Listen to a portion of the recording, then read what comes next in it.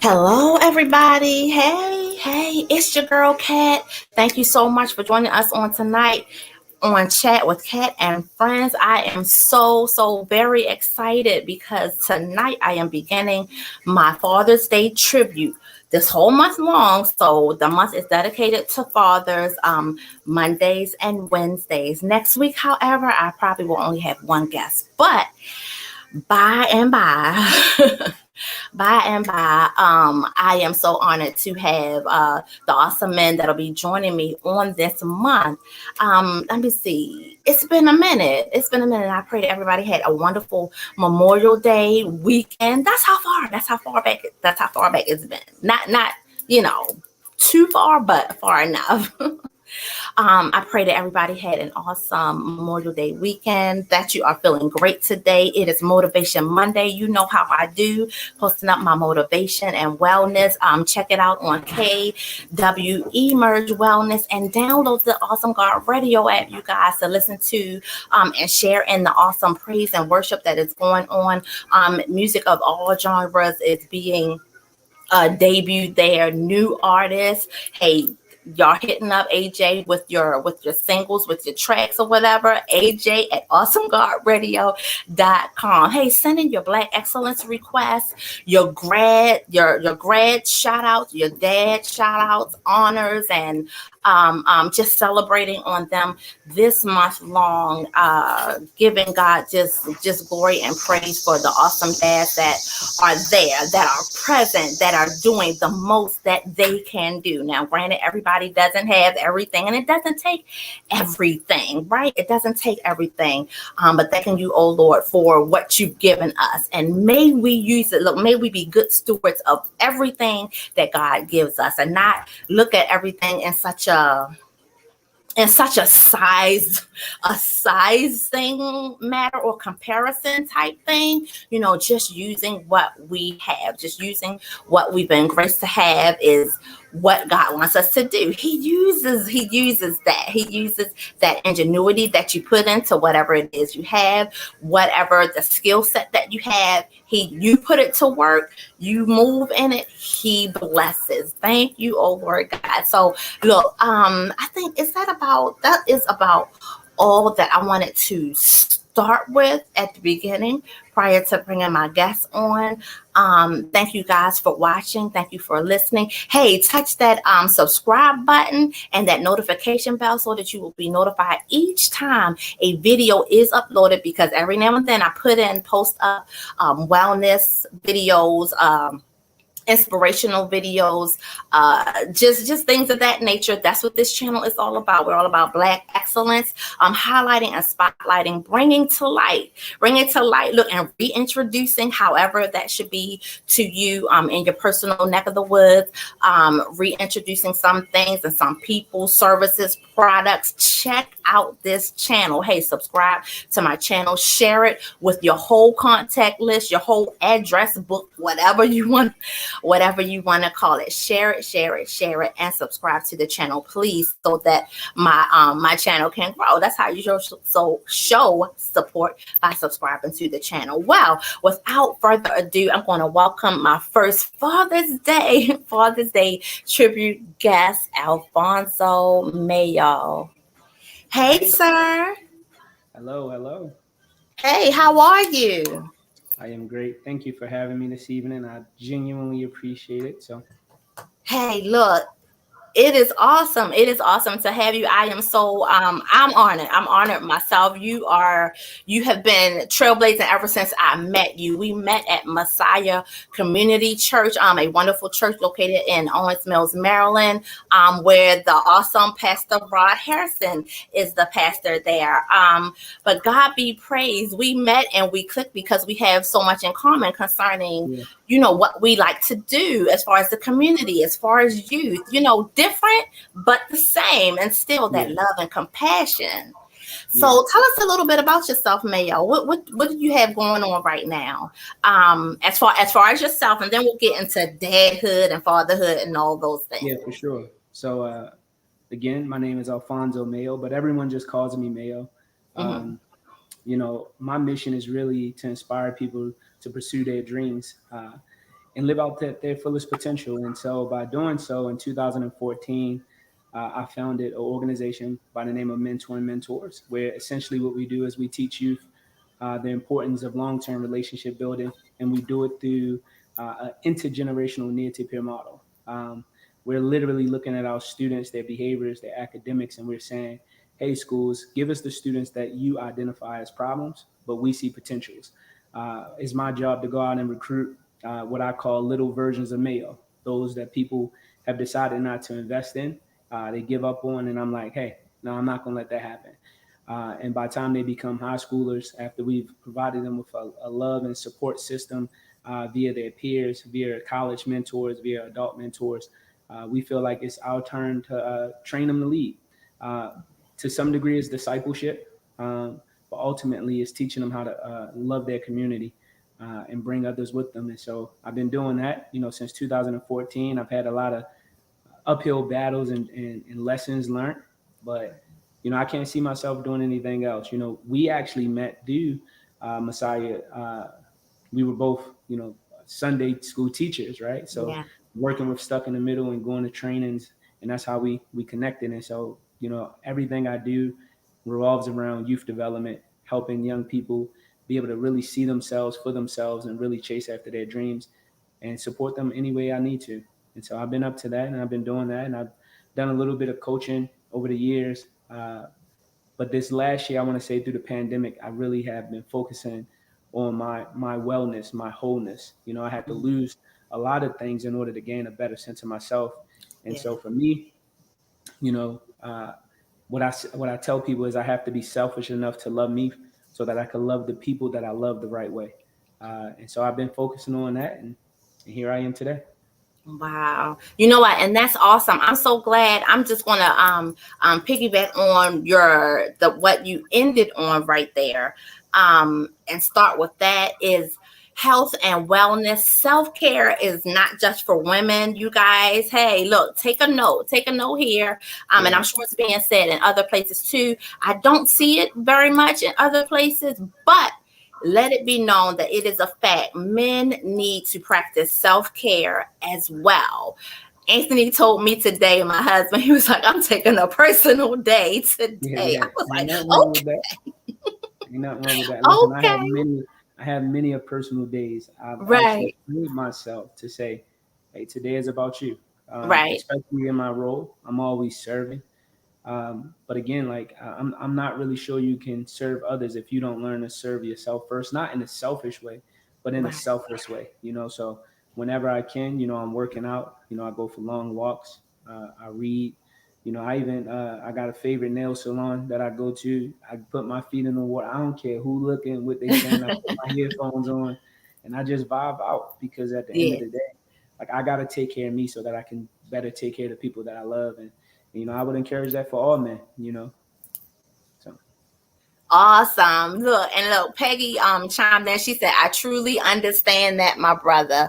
yeah, Look, we have to that and God just, I'm telling you, he just works. I get these ideas and stuff. And I'm like, okay, what am I supposed to do with this? Am I just supposed to say it? And I try not to overthink it. So I had planned on bringing it up. And the fact that you brought it up first, it just lets me know, this is something that really needs to be talked about more. And we'll carry mhm, on with that. We'll keep it like a mainstay, or I will, like, throughout this month and beyond, yeah, to just get the word out and keep it going about men's mental health is so important. And not that it's ever been said that it's not, but it's not, loudly, it's not loudly explained and yeah, trumpeted and said a whole lot. But you guys need personal care, you need self-care days, you need downtime and things like that just as much as anybody else. So thank you so much for bringing that up and yeah, for sure. making that a part. Yeah, and making that a part of our conversation. Now, mentoring mentors. Let Yeah. me let you know, I am so very inspired by Thank you. just the start. When you started it, I remember, I remember when you started it, and you guys, let me tell you, this started from a very humbling beginning, and just um the love for development, and also out of your own testimony, and we'll talk about that too, out of your own testimony, and some of the pitfalls that you ran into as a youth, as someone growing up in Baltimore City and maybe visiting other places, relatives and things like that. But much can be said, and I hope you guys grab onto these nuggets by the passions that we have on inside that come from our own experience. They come from Yeah. experience. That's what life is about, experience and growth. So can you tell us a little bit more about your youth? We're going to hit on mentoring mentors again a little Yeah. later, Yeah. but For tell sure. us about your youth and growing up, and like your the actual thing that drives you, because something pushes, you're pushed and you're driven, and it's like you can't, it's nothing you can do Yeah. about it. Well, when I think back about just my upbringing, honestly, I used to think that it was very unique, but it's really not. I really classify it as a color thing. When you come from a long generations of poverty, everyone suffers in their own way. And a lot of times what we do is we just smile through, and I'm guilty for that. But for me, coming from the family that I came from, 16 people living in one house, 4 bedrooms, it was very chaotic. All I seen was chaos growing up. And it's not, I don't think it's that my family didn't love one another. I just think that the style of communication, it was always toxic and it Mhm. was acceptable. And so for me, that's how I live my life, right? Like this is how you go through life. In these stages of phases where it's like, hey, this is who I am because I'm attached to that. That old saying, the apple don't fall too far from the tree. But I was that apple that was like, hey, I know I fell from this tree, but I'm hoping that somebody picked me up and moved me Right. moved me far away because always felt uncomfortable, coming from poverty. Like my family would receive government assistance, and that always used to embarrass me. We never really had the means to buy like the latest and greatest clothes, and even though I didn't care about those things, I just hated knowing that there was nothing my family could do to change that. And I just remember one day getting into a physical altercation with one of my cousins, and my aunt looking at me and saying, "Hey, you're gonna be just like us." And that was a reality check for me because Mhm. right in that moment, I learned that we have 100% chance of being everything that we come from, and if you want different, you got to do different. And a lady by the name of Miss Nisi Rich, she was one of my best friend's moms. She asked me, a question like, "When are you going to, be tired of embarrassing your grandmother?" And I never thought of it that way. And Mhm. for me, I was like, "What does she mean?" I was going to school, I was failing, I wasn't even trying. I was going to school, I was fighting, I wasn't even trying. And her saying that to me, and then having other incidents where I felt like God was giving me a second chance, even though I didn't have a relationship with God because my family didn't go to church.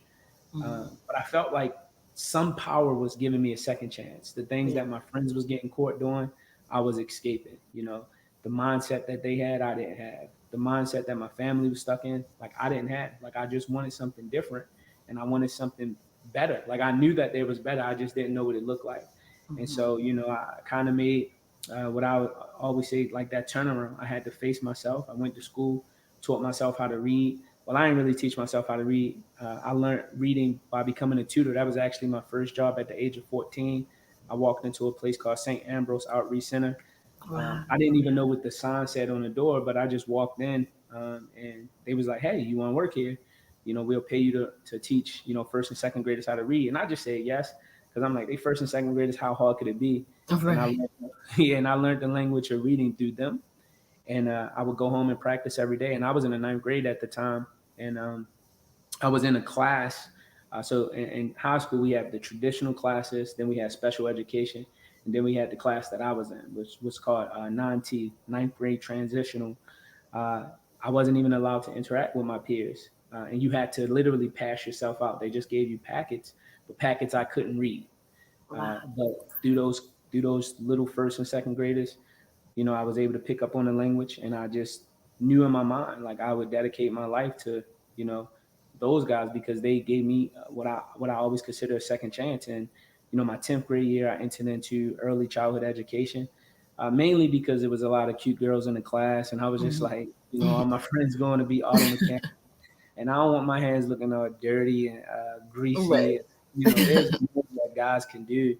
And initially, it was about being around the females, but to see those little lives and to see how close they are to God, right? Like teens and adults are so far away, like we've lost our way, but infants and toddlers, no, they're free. And so being around that and learning how to, nurture them and love them, I was like, man, this is what I want to do with my life. And so my lifelong goal has always been to open up a daycare center. And along my journey, I wound up graduating from high school. The top 10% of my class and being the first in my family to go off to college. And unfortunately, being the first person to drop out because I became a father. And so it was like a double-edged sword. Like I'm in college, chasing my dreams, and then I become a dad, and I knew I had to give that part of me up Right. so that I can be present.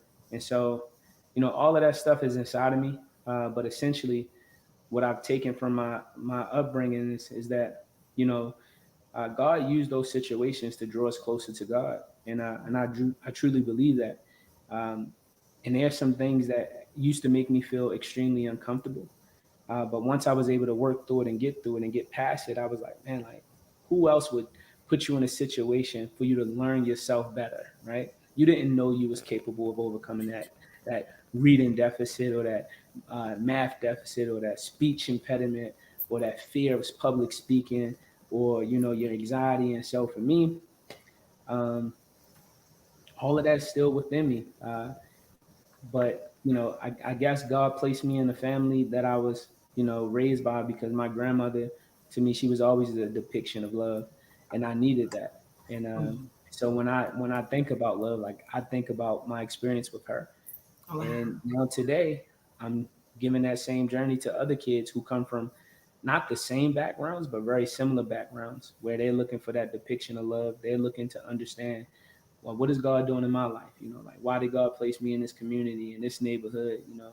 Going through these circumstances. Like why am I having these trials and struggles in school? And I'm here to tell them, like, hey, this is only going to make you better, Right. and I'm going to be here to watch you, blossom and grow. And now I'm here. Wow. You know what? That everything that you said is it's just so awesome.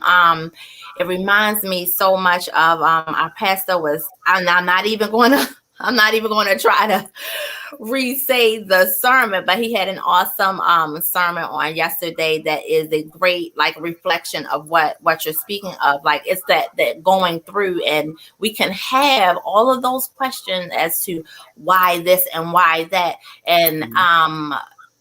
what sometimes we have to look at is, and it comes with growth. Yes, it comes with growth. But why not me? Because they Yeah, do come to make us strong. As a young person, you don't feel that, and you don't feel a sense of that. You just feel, the brunt of everything. It hurts and it's painful and all of those things, or there's something missing and you just don't know. Just like you were saying, it's like, I know that I can be more. I know there's more for me. I just don't know what that looks like. So let that be a note to everyone too, to know that God can speak to, through, and use whatever means, whatever person that yeah, he wants. Sometimes we have this thinking that we have to be all super saintly or yeah, super yeah. saved, or No, pray. yeah. I think people get confused. I'm Yeah. I'm super clear about when God spoke to me. Like I was walking past St. Ambrose, and God was like, "Go in here," and Mm, I knew from that age that I would be working in youth development for sure. Like I had other dreams and passion, like, going to the NFL, but my dream has always been to work with youth in some capacity. Yeah. And I knew that. Like, so even when I was selecting my elective, I knew I was going to do early childhood education. One, because of the girls, but two, because God was like, Mhm. you're going to work with kids. The girls just was like an extra added on bonus. Right. That, That was a what I mean? bonus. And so, and again, like I didn't go to church, but I knew that it was something because the truth is God sounds exactly like we sound, right? It's that Mhm. little voice in our head that's telling us to do the good things, right? Or to Right. overcome those fears that sometimes the other voice is saying, you can't do that, right? Mhm. Because the enemy mimics God, right? And you got to be keenly Exactly. aware of that. Like, well, who is telling me to go forward and who is holding me back? Um, and so I was able to hear that. And I was just like, this is going to be what I do for the rest of my life. Doesn't mean that I'm perfect. And then I also learned and I understood that everyone experiences challenges. Race can't, like your circumstances, your race, your zip code, your education, you're not excluded. Right. However, I definitely believe that, what the bigger the challenge, the bigger the blessing. I know people say that so cliches, but it's the truth, right? God is only going to give you what God can trust you with, and a lot of people fail, like they fold under pressure. Like they're asking God to open up doors and change their lives and bless them in ultimate ways, and essentially they get caught up in the materialistic things, not understanding Mhm. that the blessings are in the inside, like who you are, right? Right. Walking around with that spirit of God, right? And it's totally different than what I could buy. You can buy anything and still have trials and tribulations that'll break you. You Exactly. see a lot of wealthy people taking their lives, and a lot of times I think that's because they're not close to God. And I'm super grateful because I'm like I'm close to God, and this is not a religion thing for me. This is just knowing oneself, right?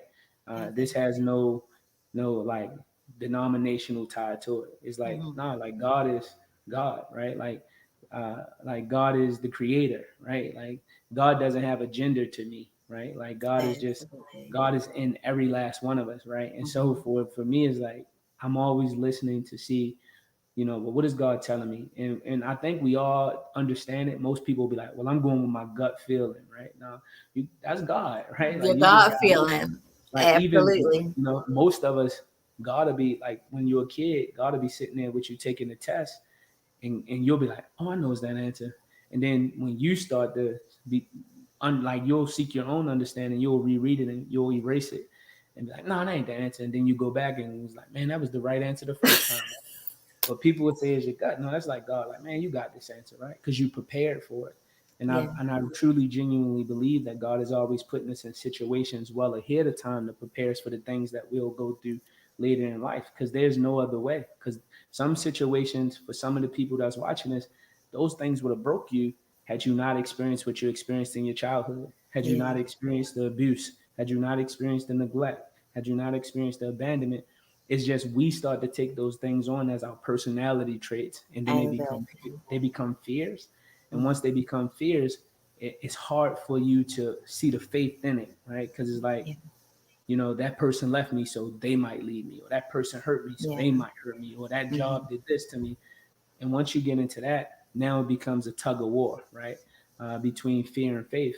But if you really look at your life, the fact that you're able to watch this, the fact that you're able to even host this, the fact that I'm able to speak about this, we've won a lot of battles, and God still finds the favor in this to wake us up so we can continuously fight battles so that we're a reflection of what God wants us to be. And as long as we're doing that, I feel like we're living out our purpose. And this has nothing to do with your salary or your position or your title or any other Exactly. thing. It has everything to do with your internal position, and that's pretty much what I'm doing every day. Yeah, internal positioning. I like that. That's awesome. And uh going back to I pray that it resonates with everyone and that it sits with you to take in and breathe in, right? Breathe in what's being said and what's being shared, because Mayo shared with us that his upbringing was far from perfect. It was actually a toxic environment, and just to know that you aren't you aren't you aren't defined by where you are. You can be, it's a choice. You can be, but you don't have to be. So let Yeah. that impart to us, and sink in that we can share that. As adults, if it's only adults watching now, let it be something that you share with your children, or some, not even just your children, but as an outreach measure as well, because there are a plethora of children, who need to know that you aren't the absolute of that situation that you Yeah. may be in, that you had no decision in making, the turmoil that you might be inside of, like in your family, or extended family, or within your village. You're definitely not defined by those things. Hey, cuz, I want to thank everyone for joining us on tonight. Just a quick shout out to thank you for joining us. And we're still continuing the conversation, but just really quickly, just to break in and say hello to everybody. Thank you for joining us.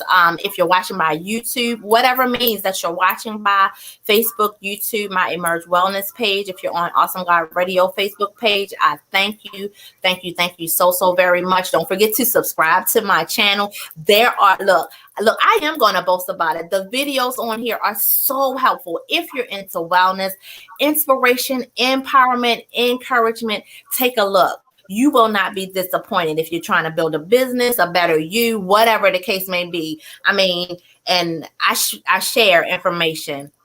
This conversation right here is very transparent, organic, and it's just coming along, you guys. We didn't sit up and say, hey, we're going to talk about, it wasn't Yeah. specified. I try to make it as organic as possible so that it can be true, and felt true by you guys that are watching, that are listening, and by us, in just trying to impart to one another, encouraging and empowering one another. So thank you so much for joining us on tonight. If you have any questions, please post them. I'll try my best to bring them to Mayo's attention, and we'll get answers for you along the way. But you seem like you had something that you wanted to interject, Mayo. What was that? Can you remember? I really, I don't. I just think that, as we're talking, what's coming up for me is that, and again, because I don't know anybody, I can't see anybody that's watching, but I Right. am extremely grateful that you decided to spend, you know, this evening with us, even if it's 5-10 minutes, right? And even Mhm. if you can't fully watch it, just go back and watch it. But I'm hoping that, Right. what you're hearing me say is that, um, like God is always with you, right? And again, not in a cliche way, Right. but there is a word that said that I knew you before you were in your mother womb, and I remember when I didn't feel like that applied to me. Like how could you know someone that's experiencing this turmoil? My life started off with my mom, utilizing crack cocaine and birthing me and then abandoning me. Like Mhm. that was my beginning, right? But now when I think about like where I'm at in my life and how I am as a parent, that's not that wasn't that was the beginning, but the beginning of something great. Even Yeah. though from a worldly perspective, that was a mess, right? Like Right. that wasn't supposed to end well, right? Like I'm like, and I remember thinking that like we're supposed to be someone's statistic, right? Like I've never even done drugs, I've never sold drugs or anything like that, and so it's like you're supposed to be a statistic because this is what you were birthed from. But I had to reevaluate that and say, if the word says I knew you before you were in your mother womb, my mother was just a carrier. So she was interceding for me to, I Right. was already formed. Mhm. She was just interceding right now. If you got a Benz, great. If I got a hoopty, great. It's still getting from point A to point B. And so she was just my ride here, Right. but she wasn't the end all be all, right? Mhm. She was just my Absolutely. ride to the destination, and what God has said is, hey, I'm gonna give you these tough circumstances to see how much I can trust you, because the truth is, we all build trust from people. Like when we see them go through something, we see them Mhm. overcome it.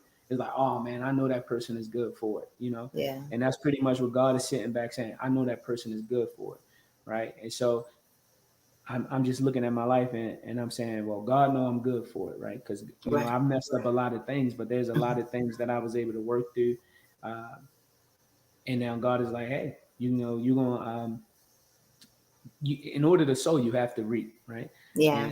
And so for me, it's like, I'm ready. I'm in a season where I'm ready to sow, or receive what I've um, God has for me, and so I'm just here to be a messenger, right? Again, it's not really about my title. It's not about my work. It's not even about me. It's really about helping other people see, like, you know what, Exactly. I'm here, but that's not really what God has for me, and I just have to make some clear cut decisions, and hopefully it'll change Yeah. some lives. And press on in it. Look, so let's get into, we're at the half now. So you are a dad. Can you let us know a little bit about your children? About your children, because you have five. Uh, Five. Okay, you have five kids. Look, and congratulations. Congratulations. Happy upcoming Father's Day to you. Thank you. Tell us a little bit about your kids and your love on them so Oh much. yeah, well, most people will come on a podcast and just be like, "Yeah, my kids are so great, and I love them. I do love them, and they are great. Hmm. But they all come with their different set of challenges, Yeah. uh, and they all come with their just different set of opportunities to learn who I am as a parent. And so just being honest, I had my first child when I was about 19, and I was still young, and I really didn't even have a good sense of myself. I knew what God was telling me to do, but I didn't know how I was going to do it, and I didn't have much of a support system. And my dad not really being in my life. My dad was what I call present but absent. So he was in and out of jail. I would see him, but I never learned any lessons from him. And Mhm. so, I would kind of just look at other men and see how they interact with their kids. And I never really seen like nurturing and things like that. And so, having a child young, and part of me resented having my first child actually because I wanted to run my family out of poverty, through sports. I really Right. thought I would, make it. Who knows what would have happened, but at the same time, I felt like that was my way, and so I kind of Right. was like, oh man, like I messed up, Mhm. but I'm still gonna be a dad because that's just what I have to do. Right. And that was tough for me, still pretty much being a kid myself with my first child, and then a year later, literally a year and a day later, I had another child, and I was just like, wow, right? Like now, I got two kids. I graduated from high school in the top of my class. Um, I've never been in trouble, but I can't find a job, And so a part of me was like, pretty much the dream that God had for me to like to start the daycare, and like that became second nature because I'm like, I have to provide for these two babies, Right. and I have to do my best. And it was a struggle trying to find a job or working minimum wage. I've probably worked in every job you can think of, right? Like from trash services to food service to janitors. Like I did everything, and I Mhm. felt like I could never make ends meet. So the thing that I promised is that I would love them to the best of my ability, and I found myself in like a toxic relationship. Uh, Again, we both was young, and we really didn't know anything about being parents, uh, and so we were fighting to be together, but we were pushing one another away. All at Uh, the same time. all at the same time, not even Mhm. realizing it. And Right. then I remember I had to take a step back from that situation and say, man, I want when my daughters think of me, I want them to be like, my dad was a great dad. He was a great guy with great character, with a great attitude and respectful, right? Because I feel like your daughters are going to date examples of who you are. And I've made a lot of mistakes, right? But Mhm. I always talk to them now that they're older to be like, hey, you don't want no guy that's going to do that, right? Mhm. Like I was young, you don't want that, right? But kids don't care what you say; they care who you are. They do what you do. And then, after being out of that for some time, I met a young lady, and she had a daughter of her own, and she was like 3 when I met her. But I knew for me that this young lady was going to be she's my daughter because Mhm. if I'm with your mom, then uh, you're mine's, right? And Right. I didn't know how to even approach that because she wasn't like a blood daughter, but I always just seen something in this little girl. She's very special and just I was like, man, but she used to just cry. She used to give me, the runaround. And so for me, I was like, she's the oldest. I have to be a little tougher on her because, the younger kids will listen to her. And then, once I got to college, I had two more kids. I had two sons. Um, and so now I have a whole basketball team. And really, and really what I would do is I would use my college as a platform to teach my kids about like wellness. So even when they was young, I would bring them to class with me and let them sit in class and see me work. I would let them talk to my professors. I would take my son on the football field, have him run through the hallway, go in the locker room, and just see like, hey, like this is possible because no one in my family had ever Man, done that for yeah. me. Right? Like education wasn't something we talked about, and so I felt like education is something that saved my life, and I want this to also be a platform for them. Um, and I just found myself any experience that I had that I felt was worthy of sharing, I would. Um, and I just did that. And over time, the kids got older. They started to gain a sense of understanding. I started to, get in the newspaper, on the news, or in my college magazine, and they would look at that and say, "Oh my God, like you're in this, and you're in this, and Mhm. you're in this," and I would always say, "Well, you're going to surpass that." And as I started to mature spiritually, I started to pray with my kids, and so like even like on Facebook, I'll share like my 2-year old praying, right? Like leading us in prayer over dinner and lunch and all of that other great stuff. I started to implement that in them. And then I would have like these one off conversations while they would sleep. I would pray over top of them and whisper in Yeah. their ear, like things like, you're going to be great. And I didn't think that, I missed not having a father or having an absent but present father until one day when my son, he was about 5.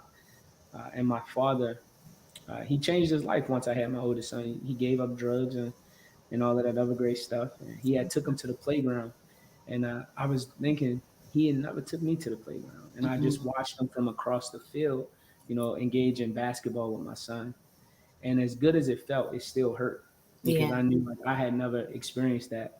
But I was grateful that my son was getting that experience. And as a parent, I realized really parenthood is really about giving your children the experiences that you didn't have That's while also teaching them to work for the things that you want them to have.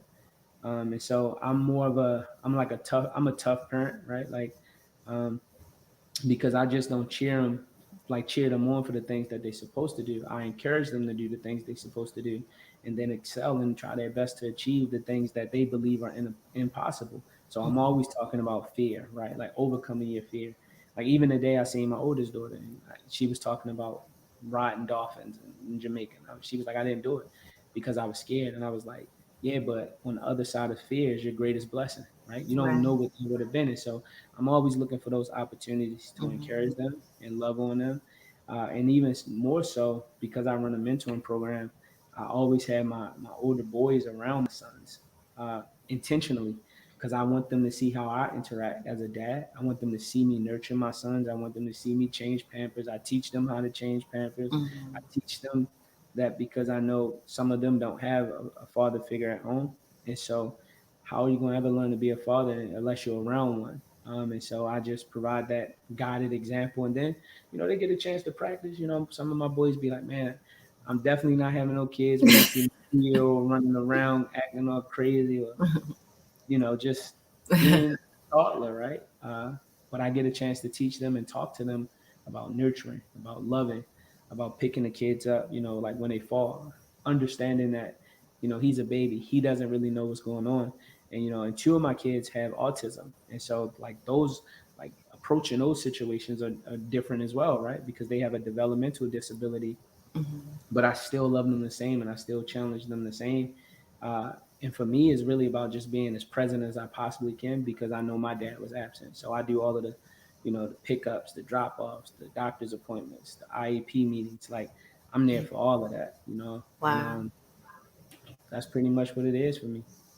Wow, that's awesome. That is awesome. Thanks for letting us have that little peek into your kids and how you love on them. So how just the truth of it all, how they irk your nerves, but how you Yeah, all the time. encourage how you encourage them in life and everything. And may that be the way of more of our parenting style than not, because a lot of the things that you do and that you try to instill in them were things that were not given to you or afforded to you. So let that be, something that we take away from this conversation as well, is just like you said, we're supposed to, as parents, may it be in our mind space, our mindset, to give our kids more than what we have and encourage them to do even better. Yeah. Encourage them to go,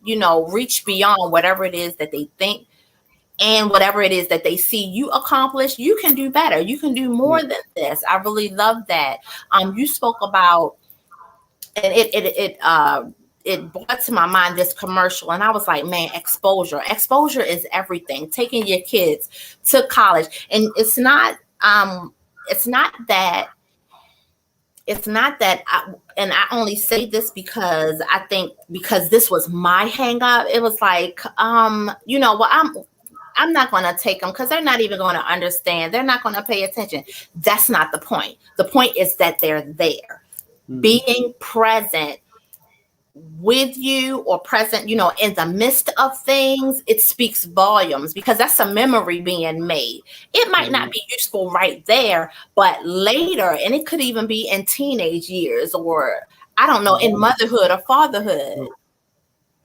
It It doesn't definitely even will matter. bring But that. exposure, like there's this commercial that has this kid who gets exposed to octopus and aquariums and all of this stuff, and he just gets intrigued just by exposure. Now, a lot of fancy words and all of these things weren't thrown at him. This is a child, but because of the exposure, that's why, you guys, as Black parents especially, this is something that we must do. This is something that we must do as parents, as communities. We have to love on each other and help groom one another for the next, because there's so much that we are robbed of. Frankly, we're robbed of. But when we had those opportunities, we need to make the most of them, make the best Mm. of them that we can, and create them as well. Don't wait for anybody.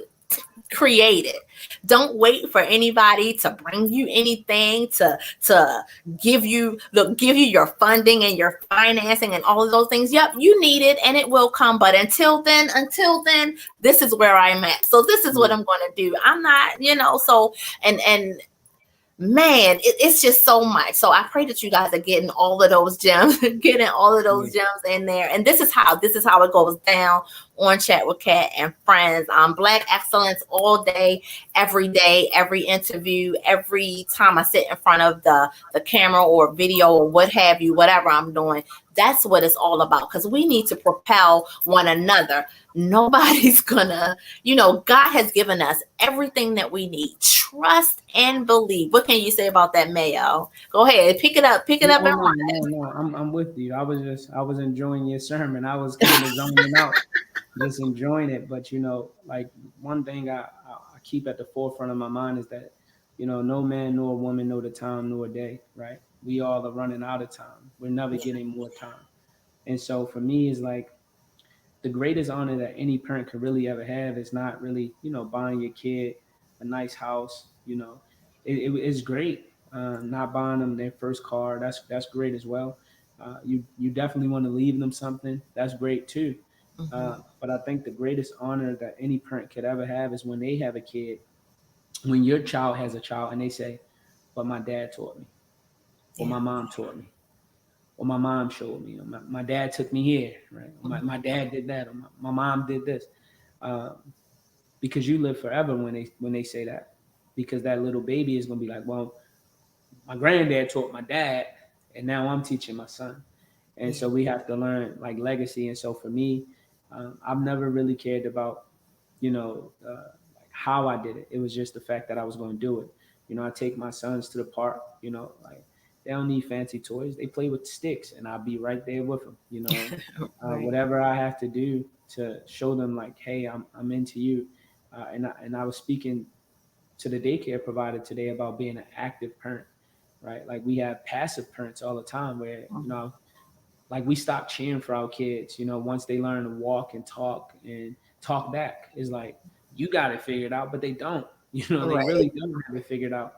And what Mm-hmm. they're doing is they're watching our behavior every day. And so, like for me, like I don't watch TV. My boys do watch like Cocomelon and all of that other great noise, but they watch me on my laptop. My son will come, he'll sit, act like he typing. He too. Like they'll watch me read. They'll be in the car just looking at books that I know they can't read, but Mm-hmm. it's all they're doing is mimicking my behavior. And what I Right. had to understand is that, I had to remove myself from situations so that I could be a better person, so that I could be a better father for them because they mean the world to me, and so when I started to think about my life and things that I wanted to be healthy, like healthy expressions of love, right? Not the toxicity Yeah. expressions where, you just take anything and then you just do what you want. Not those. And I wanted them to be able to recognize that. And so, my greatest honor would be when my kids say, my dad was present. He was there. He was at that football game. He was at the music recital, right? My dad encouraged me to go to school, but he also said, son, if you don't want to go to school, as long as you be great at whatever you do, right? If you're going to be a cart pusher, be the best cart pusher. I'll come out there and push some carts with you. If you're Right. going to, cut grass, I'll come cut grass with you. But I want Awesome. them to say, like, my dad was present. And so that's how I live my life, not just with my kids, but any kid that I'm active with. I want them to say like, this guy's present, so that, like, that's what I offer to the mentor spaces. We're always present, we're always there. Like whenever I hear kids say, I was about to make that choice, but then I thought, well, what would Mr. Mayo say? I'm like, Mm-hmm. thank you, God, right? Because that could have been a choice that saved his life, right? Or opened up an opportunity for him. And so, I think you said it right. Like some we see what we want, but we got to also be grateful for what God has given us, right? So yeah, you might want the big building, right? You might want the large platform, but if you ain't grateful for what God is giving you right now, why would God trust you, right? Because you're Exactly. going through a trial. Like this is your trial run, right? Let me see what you do with your couch. Let me see what you do, with the apartment. Let me see what you do, Mm-hmm. in your car, right? Like whatever you got, you better use it to the best of your ability, and also understand time is of the essence. So, I don't know what's gonna happen to me tomorrow. Right. But if today was the last memory for me, for my boys and my kids, they'll say like, yo, my dad, he took me to McDonald's. He ate my fries, and he always made an excuse to say, I'm checking for poison. You know what I mean? Because he cared enough about me to do that, right? And see, but he loved me, right? He picked me up. He asked me about my day, right? He kissed me on my forehead, right? And he told me consistently that he loved me. I could, I would be grateful for that, right? And if my same thing with the kids that I mentor, right? Like, yeah, Mr. Mayo was hard on me, but you know, he told me I could achieve this, and I did it, and I'm grateful for that. And so, like, when you live your life, and like, because I know my life is about serving others, but I also think that everyone's life is really about serving others Mm-hmm. selflessly. However, we become extremely selfish and think it's really about serving ourselves. No, you're supposed to take care and love yourself and honor Right. yourself. But if you're not really serving others, like, you're kind of just here, just wasting time. And Yeah. for me, it's serving you and doing that to the best of my ability. Like I always look at some of the bigger organizations that serving 4,000 and 5,000 kids, and I go talk to these kids, and I'm like, man, they doing quantity over quality. This kid is still hurting, and nobody can see it. Like this Yeah. kid is falling through the gap, and so for me, it's like I don't want kids to fall through the gap. So I'm going to Yeah. offer the best quality, and the things that I don't have, I'm going to ask God to bless me with. And I'm going to try my best to manage them to the best of my ability. And I'm going to learn from my mistakes, and the things that I make mistakes on, I'll try my best not to do it again. Uh, but essentially, it all boils back to love, right? And again, my grandmother was a depiction of that. And so that's pretty much what I offer. Awesome. Wow. So many things was running through my mind when you were speaking. And I'm listening. So it's like it's gone. It's gone. You said it, and whatever hit me is gone because I was listening. But God be praised for your inspiration, for your encouragement, for you being willing to be used the way that you are in your organization, and It's just awesome. It's wonderful. I feel you completely with the organizations that service so many, but so, the quality isn't there. The quality isn't there. And so you guys, let's pray as a village, as a community. I like to think, especially those who continue to come back and watch and take part in the videos and the channel and things like that. I would like to consider us a community where we pray for one another, where we lift up God, uh, Yeah. over everything, because just as you were saying earlier, he or reminding us earlier that God knows us even before we were in our mother's womb, as women. And we just celebrated Mother's Day last month. God be praised for women and birthing children and all of the hats that we all wear. But we're like you were saying, we're like the caveat. We're the vehicle, the vehicle used to get to birth that person into this earth, right? To give life. Thank you, oh Lord God, for the opportunity to give life. May we be look, and as I'm speaking and as I'm listening, everything is about it's about stewardship. We think of stewardship so much as just money and all of Hmm. those things, and it is. It has to do with money and how financial literate we are, how we become, and all of those things, and what we do with our money. Yes, but everything that we have is given. Everything that we have is a gift from God. Every moment that we have is a gift from God. Every good thing, just as you reminded us earlier, every good and perfect thing that the word says, every good and perfect thing comes from God. So may we be diligent in being great stewards with everything that we have. What's in your hand? God always reminds me, what is in your hand? What can you do with what you have? Yep, because I used to be caught in this comparison thing, and it held me back so much, so much, right? But Hmm.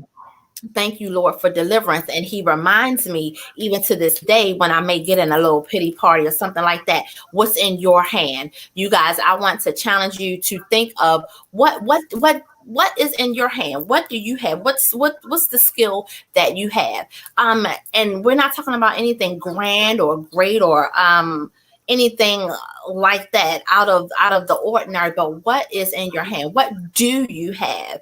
I Yeah. started to turn things around, like with my youth, and I wasn't asking them. Instead of asking them, I would ask them, "What's good today? What's good?" 'Cause we get in the habit of saying, "Well, what's wrong?" And we want to know everything that's wrong, especially as workers, as child workers and things like that, because we're trying to fix. We're there to help fix things, right? It's like, Hmm. so, well, what's right? What's going good today? What's right with you today? Let's talk about that, because those are the things that we want to elevate inside of one another, right? Those are the things that we want the reminder and the tickers to go off inside your mind, to be like, oh, okay, yes, I do have this. I do. Stop looking at everything that you don't have, what didn't happen. What do you have? We want to focus on what we do have and how God has blessed us. Now, whether you believe in God or not, there is something working on your behalf, so Yeah. I would almost challenge you. Look, I might challenge you. Hey, what are you talking about? But I'm not gonna do that. Really, I'm not gonna do that. No, but But I'm there is a hoping that, greater power. yeah, I'm really hoping that, I feel like somebody probably missed it, but, and that's a good question. What's in your hand? And as you said, that the first thing that came to my mind, like, as a listener, I'm not sure who's listening. Maybe you have your phone in your hand and you're listening to this Mhm, call, right? And for some of you, maybe you can't afford a phone, so there's nothing in your hand, but essentially you have a hand mhm, to be able to grasp something when God provides it. So thank God for that. Thank God for the feeling in your hand, right? mhm, Thank God that you have all five fingers. If you don't have all five, thank God you got three, right? If you don't have that, thank God you got a stub, right? Because you Right. can use that, and God will use that as a tool and a mechanism to see you through, right? You can't worry about what's in somebody else's hand because you don't know what they suffered to get to that point, and you might not Exactly. want to know what they suffered to get to that Right. point. Because some of the best books you've ever read came out of some of the biggest trials that anybody could ever face, and Hmm. so you see it and you think to yourself, I want that, but Do sometimes you you really? sometimes you might not, and so for me, all I've ever done was just, I'm, even when I couldn't read and all that other great stuff, I've always been observant, and I knew that I wanted to be different. And to some degree, I am different. I knew that I wanted to be a different dad, and I am different than my dad. And for what it's worth, at least my dad came around. So I got a Yeah. chance to experience him as a dad, as an adult. But he was inspired by me as a son, as a father, to become a better father. And that's how God will work certain situations.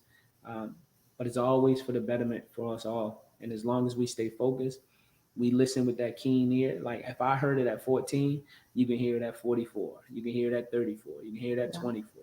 If Mhm. I can hear it at 14, that thing like go in that building, right? Because God is always sending us these little signs, Yeah. you know. Pay attention to the signs. You know what I mean? Like pay attention. It's just like driving on a highway.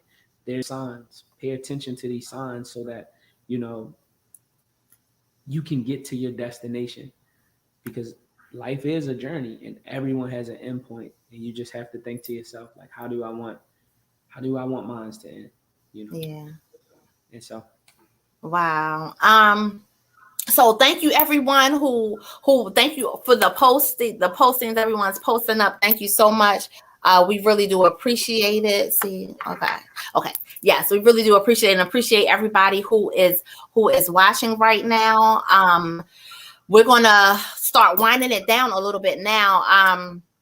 Mayo, tell us about mentoring mentors. Are you accepting, and what are the yeah, ages? Are you accepting new people, new youth, new youth for yeah, development? And what are the ages that you of your organization? So we can start with man, I had actually forgot we didn't really talk much about that. So that. first, I have to just give just honor to God for blessing me with the great team that I have. I had some tremendous interns this year from Morgan State University, so many blessings to them. University of Baltimore Stevenson, and I just have a great staff. Like it's Yeah. it's it's just grown beyond what I even could fathom a long time ago, and so super grateful for that. Yeah. Essentially, what we do is we serve youth starting in middle school. Um, like our model is designed to teach kids in middle school, through empathy, through team building, through relationship building, so that they have an understanding that we are a community. You've said that so many times, but I Mhm. don't think that everyone really understand what that means. Like, we're responsible for one another. So we teach them that. It's harder to teach high schoolers that. So our students funnel through our program. For this upcoming year, registrations start in September. We usually serve in the communities of Forest Park, Walbrook Junction, Garrison, a little bit of Park Heights, the Mondawmin community. Many of our students come from that neighborhood. Uh, and registration, you can register right now, but we won't uh, do open registration or engagement until mid-September, and then orientation will kick off in October. And so if you have a middle schooler, it don't matter if they're in sixth or seventh or eighth grade. As long as they're in middle school, we ask that they sign up. One of the things that we do, we always tell kids is that, hey, you have to be as equally committed to this relationship in order to get something. And that's a Yeah. notion that I believe that God is telling us. You have to be equally committed to this relationship in order to get something. And so pretty much when kids come in, they come in sometimes a little fragmented, but we're just here to make sure that we able to get those pieces back together so that they can see Right. themselves for themselves. Um, and so, yeah, we're trying to engage with as many kids as we possibly can, given our bandwidth. We're a small team of three right now, but God is going to just continue to bless us. I created a Mother's Day video about 2 years ago where I just was praying, and my prayer in that video, was God just provide us with an opportunity to be able to serve more children, Mhm. and that's our ultimate goal. We have an amazing um, young women's group that's led by Rachel Lewis. They do the exact same thing. It's just a little different because girls are a little bit different. But I'm hoping that by them being around me, they're able to say, "That's a good guy," right? And Yeah. that's what we should be looking for and aiming for. And again, I'm not perfect, uh, but I'm always going to be here to make sure that we're teaching them life lessons. And so I don't want people, because most people see me and be like, "You guys only serve young men," but where is that? You see these beautiful young ladies right here? You know, there they Uh-huh. go, all of them, right? Yeah. They're just as important, and Wow. so we try our best, and we're gonna continuously try our best. Just know, if you register a child right now, one of the mindsets, one of the things that we're framing and we're getting into is that we're holding our parents as equally responsible, right? You have to be an active parent, and so you'll get a bunch of text messages and calls and all of that. Be responsive because their future is in our hands, uh, and that's how we do it. Okay, that was going to be my next question, was like what what has been your experience with parent engagement, and like what has that been like for you? And yes, we all winding down, you guys, but this is a great conversation to have, and it's worth the time that we're spending here. And I thank you so much for joining us. But yeah, thank you for saying that, Mayo. We have to be accountable. So you're challenging parents as well to be Yeah, we have to. responsive. Yeah, because what we're finding is that, again, we have a lot of great parents.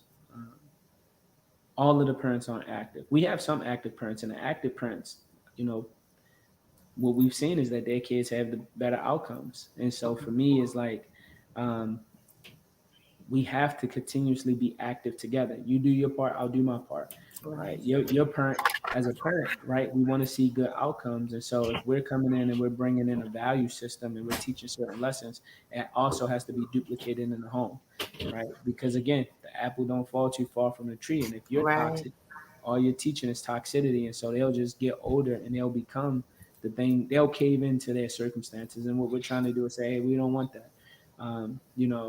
Being an advocate for us, because they're students, they're kids, right? They're gonna forget, they're gonna mess up, they're gonna sleep, they're gonna want to play the game, but being a constant reminder, hey, you got program, you got group, you're going here, right? Making it, not so, because we tell kids it's an option, but as a kid, sometimes it's not an option to be great, Right. right? Like you're gonna be great because you're gonna do these things, and so our parent engagement last year, well, before COVID, it really wasn't the best. And then this year it got better. But I'm gonna be honest, like I'm really, like, my standards are always 80 to 90% or better, and we've Yeah. been engaging with about 60 to 65% of parents, and that's cool, but that's not where I wanted to be. And so um, we want parents to be active. You're gonna sign your kid up, and every message I always say your, but in parentheses I make sure I say our, because Our. it's our kids. You know what I mean? And so if I'm gonna do my part, I'm gonna feed them, I'm gonna pick them up, I'm gonna nurture them, I'm gonna do whatever I got to do to make sure that they see themselves for themselves and that they don't have to cave into cultural norms. Then you got to do that too. You got to be right Yeah. there with because I get Abs- tired. So absolutely. be there with me. Absolutely. Thank you. So, Tamika wrote up, unfortunately, in some cases, the parents need services as well. And that is true. That is true. And I'm sure that you guys offer resources, if anything, because Yeah. I won't take for granted that you don't have any adult services, but what do you do in the event, that you see that there is a need for parents as well?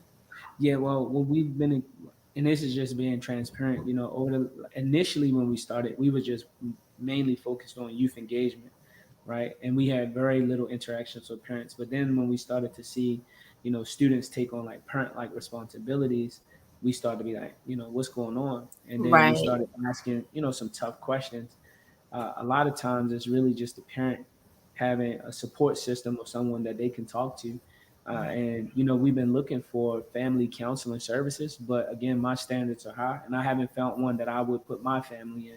And so if I can't put my family in it, I'm not going to put my families in it, because they're not just a quick check. a quick insurance, an Right. hour. Just And, a uh, number or yeah, and whatever. so this year, our interns, they really, they did their due diligence and trying to find out like just different services, but they kept coming across the same thing, like maybe this will work, but I don't think this meet our standards. And so we're going to continuously find things like that. One of the things that we are seeing is that many of our families are struggling with social economics, and so right now we're building out a program to be of assistance with that. It's going to take a lot of work and dedication, not only from our students but from the parents as well, because what we're trying to do is close that social economic gap, because Yeah. a lot of their problems stem from that. Like a Hmm. lot of problems stem Right. from that. It's a core Yeah, issue, and yeah, things kind of flow out of it. pretty You know. much. And so it's like, well, we know we can't address every system for sure, but we're going to address as many as we possibly can. And my goal is to one day hope that our students are inspiring their parents to take action with regards to their mental health, their self care, right? Their ambitions, their integrity, their goal setting, uh, Right. where they form these positive relationships and they're able to do so. And so, um, I wish I could say, man, we had a organization we could just send our people to and our families to. Uh, so if you guys know of any, Yeah. hit me up. If That's what you're I was gonna family say. counselor, if you're a family counselor or a therapist or a psychologist, let's figure it out. I Yeah. just know I vet well. Like I go through the whole screening process myself. Like when somebody give me a reason, I call in like I'm going, get the services. I want to see how the receptionist is engaging with the people, right? Right. The type of environment it is, because I know for me, coming from those type of circumstances, I shouldn't be getting treated like this by a medical provider. Right. Like this need to be open arms, warm, a trusting environment where I know I'm cared about. And as soon as I see a red flag, I say, nah, the energy off. God be like, don't do it, and I don't. And Right. so uh, we're looking. So So what is well, since we're on it, what is a good email to reach you? Like if there are questions, if you guys know of any organizations, therapists, if you are a yeah, therapist, psychologist, just as Mayo okay. said, how can people reach you? Yeah, so one of the ways that we've been engaging with a lot of people is via Instagram. Actually, one of our students manage it, and so I'm super grateful for him. But it's mentoring underscore mentors on Instagram. And you can always find us on the website at www.mentoring dash not underscore dash mentors.org. On there, you'll get out our contact with our mailing address, phone number, email address. So our email address is info mentors at mentoring dash mentors. And mine's is my name, my full name, Alphonso, Alphonso, Mayo, at mentoring dash mentors. And, whenever people want to engage, we try our best to engage. And if it's a great fit, we go with it. And if it's not, it's just not, but I always pray about it. And, if God say, hey, do this, we do it. And we found some really great community partners to help serve our kids and all of that other great stuff. Now we're looking for great community partners so we can have a 2 generational approach, where our community partner will take the lead, and we're just here to assist and Yeah. coach families into getting those services.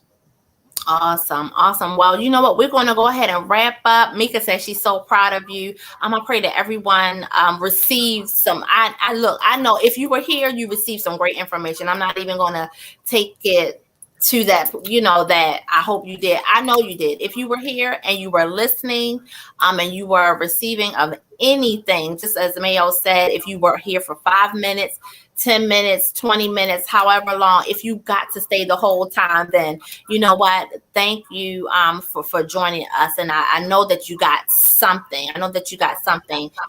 Mayo's information, contact information for mentoring mentors will be in the description section of this video. All of the information will be there. So if you like it, if you wrote it down, great. If you didn't, no big deal. It will be on this interview on Chat with Kat and Friends. Check it out. His information will be there so that you guys can touch base or what have you. If you have referrals for them, perhaps registration, as he said and reminded us, does not begin until September. But you are welcome to apply now.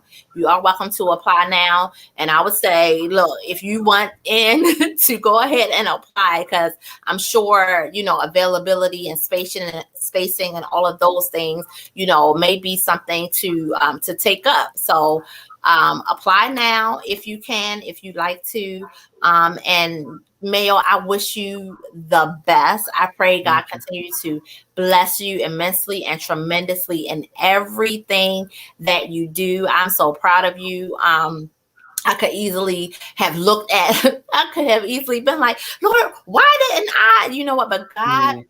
God be praised for every organization out there giving it their all, every effort that is going forth to raise people up, that's not just self-seeking or, trying to just leech off people and all of those things, but doing this together as a community, as Black people.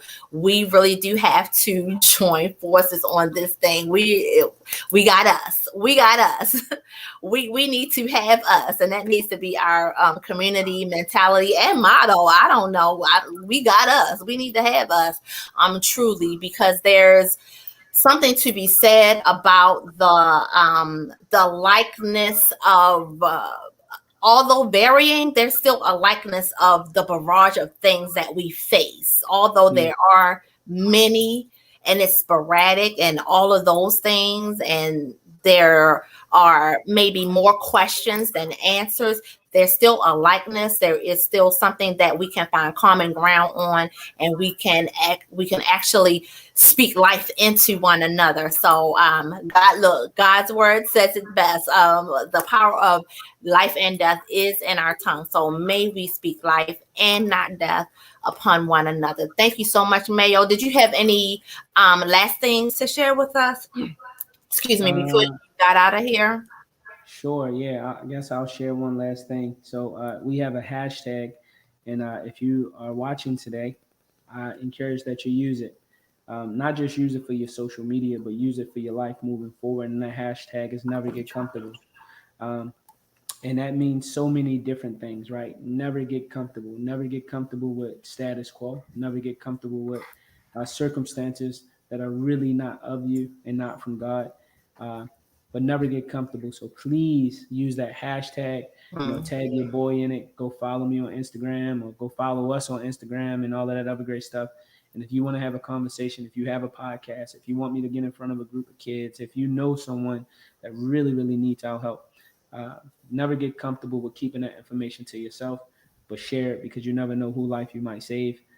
Because right now I feel like we're losing this battle, and I just want to be on a winning team, and I'm pretty sure you guys want to be on a winning team as well. So let's win together, right? Amen. Let's win together, y'all. So thank you so much, everybody, for joining. Thank you, Mayo. I will chat with you later. Once again, you guys, his information will be posted in the description section of this interview. Subscribe to my channel, like this page. Hey, you guys, and hit them up with donations, whatever you guys can send in over to Mentoring Mentors. Get it in over there. Contact them. Their mailing address will be on the website. So take care, you guys. Have a great night. Thank you for sitting in with us on tonight. I know that you learned and received something on tonight. Our time here has been well spent, and that's what it's all about. Thanks again, Mayo. Have a great night. Thank Mhm. you, and God God bless. bless. Thanks.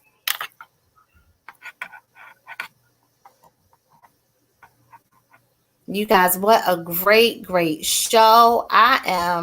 Wow, what can I say? I know some great people. God is just so good. He is just so good. He placed us, he'll put you in the right place with the right people at the right time, even when you don't even know, even when you don't even know what it's all about, or even if it starts out one way and he has a way of turning things around. Mayo started those classes. Was it child development classes? If you remember, he started those child development classes because there was cute girls in the class, and look, look what happened. Look what happened. So let it sink in and be known as not so much a cliche, but you are not your circumstance. You are not the thing, the sum of the life that you may be enthralled in, or whatever chaotic or toxicity may be going on. That is not your end. You can definitely get out.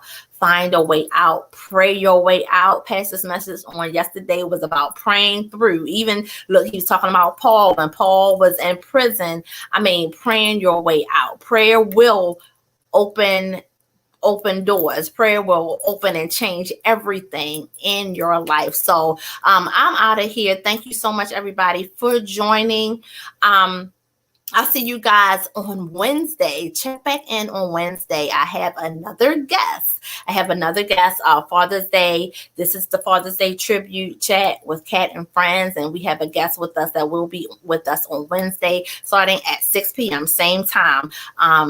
And that's it. I'll see you guys later. Have a great night. Thank you so much. Touch that. Look, subscribe, and share. Thank y'all so much for all that you do, for your prayers and your well wishes. Thank you so very much. Have a great night, everybody.